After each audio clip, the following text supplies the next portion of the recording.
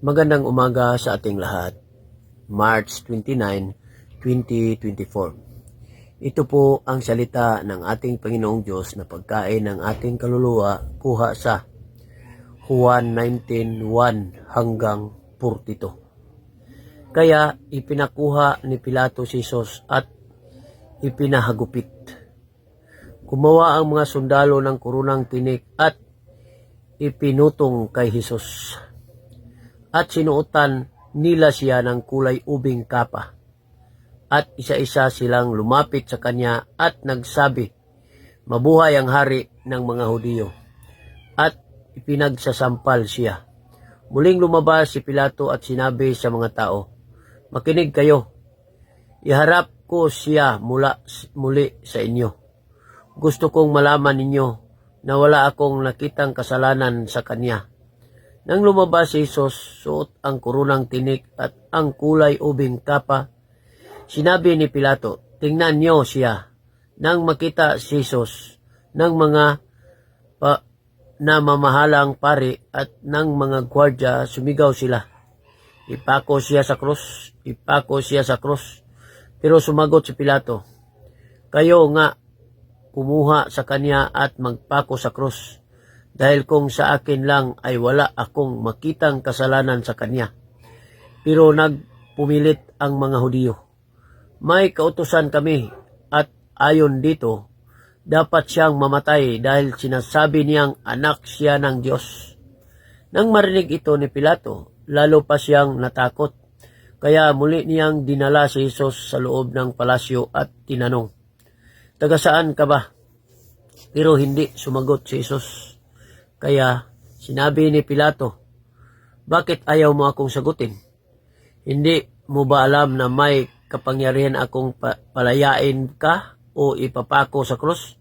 Sumagot si Jesus, "Wala kang maaaring gawin sa akin kung hindi ka binigyan ng Diyos ng kapangyarihan. Kaya mas malaki ang kasalanan ng taong nagdala sa akin dito sa iyo." Nang marinig ito ni Pilato, muli niyang sinikap na mapalaya si Jesus. Pero nagsigawan ang mga Hudiyo, "Kapag pinalaya mo ang taong iyan, hindi ka kaibigan ng emperador, sapagkat ang sinumang nagsasabing hari siya ay kaaway ng emperador."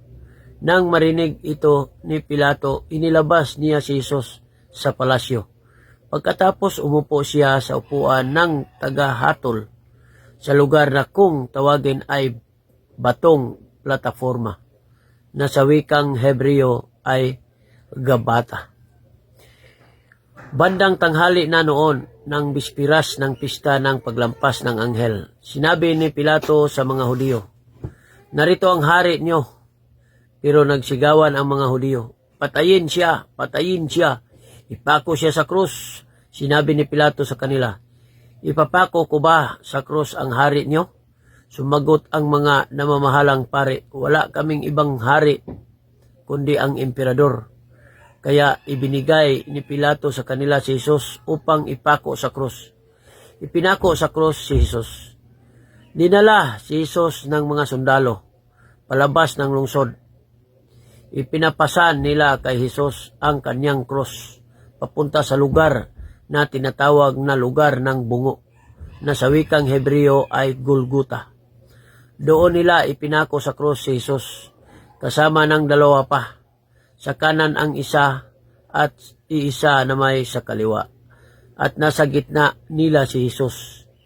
Pinalagyan ni Pilato ng karatula ang krus na ni Jesus, at ganito ang nakasulat, "Jesus na taga Nazaret, ang hari sa mga Hudiyo." Nakasulat ito sa mga wikang Hebreo, Latin at Griego. Maraming Hudiyo ang nakabasa nito dahil malapit lang sa lungsod ang lugar kung saan ipinako sa krus si Jesus.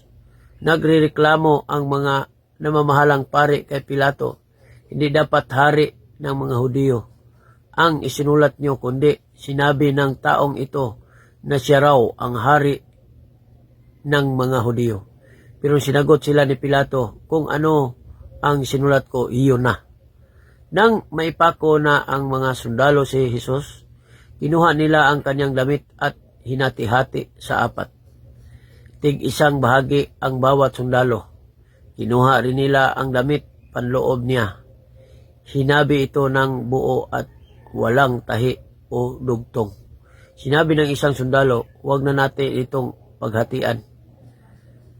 Magpalabunutan na lang tayo kung kanino ito mapunta. Nangyari ito upang matupad ang sinabi ng kasulatan. Pinaghati-hati nila ang aking damit at nagpalabunutan sila para sa aking damit panloob. At ito nga ang ginawa ng mga sundalo. Nakatayo malapit sa krus si Jesus, ang kanyang ina.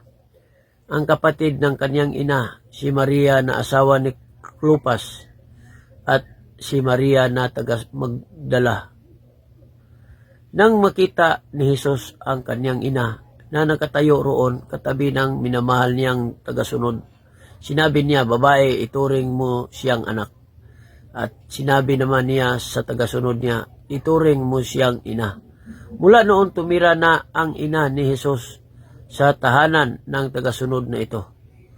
Ang pagkamatay ni Jesus. Alam ni Jesus na tapos na ang misyon niya. At para matupad ang nakasulat sa kasulatan, sinabi niya, nauhaw ako.